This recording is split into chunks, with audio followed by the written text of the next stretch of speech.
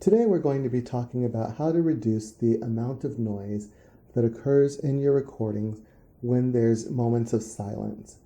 Every house, for those of us that are in home studios, has some noise that our microphone is always going to pick up. Whether it's the fan from the air conditioning, the refrigerator, the hum of the hard drive, or the hum of the amplifier, there's always going to be some low-level ambient noise that will be picked up by any good condenser microphone. So what I'm going to do is introduce a guitar effect called noise suppressor that will actually allow the silent portions to be silent. So when I'm quiet, you'll see that the fader sits at about -30. So that's actually room noise that it's picking up. So what I'm going to do is come in here to a guitar effect called noise suppressor, and we're going to work with 3 different parameters. The first 2 that we're going to talk about are threshold and suppression. So first of all, for threshold, we see that we're getting about that our noise is happening somewhere between -26 and -30.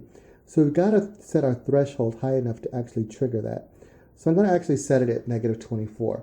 So anything that is below -24, or anything that is below -24, it's going to suppress. Anything above that, it's actually going to record. The next thing that we're going to do is tell it how much we want it to suppress. So we actually want it to suppress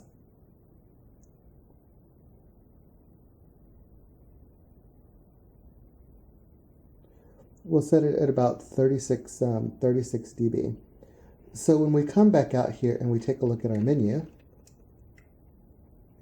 now when there's silence on the track, there's silence. And you can see that even when I talk lowly, it's picking up what I'm saying. So it really isn't affecting the vocals that are going to be recorded, even if there's a great amount of dynamic so that we're loud, or even when we're a little bit softer. But there is one problem, and the problem that we currently have is how quickly it's trailing off. It's trailing off so quickly that some of the natural reverb, or some of the trailing parts that we might want to pick up, it might actually cut those off too quickly. So the last thing that we want to do is set something called the release. And we can set the release at about 800 milliseconds. So 800 milliseconds. So now you see there's this natural drop-off that occurs, so that there's a natural slower decay.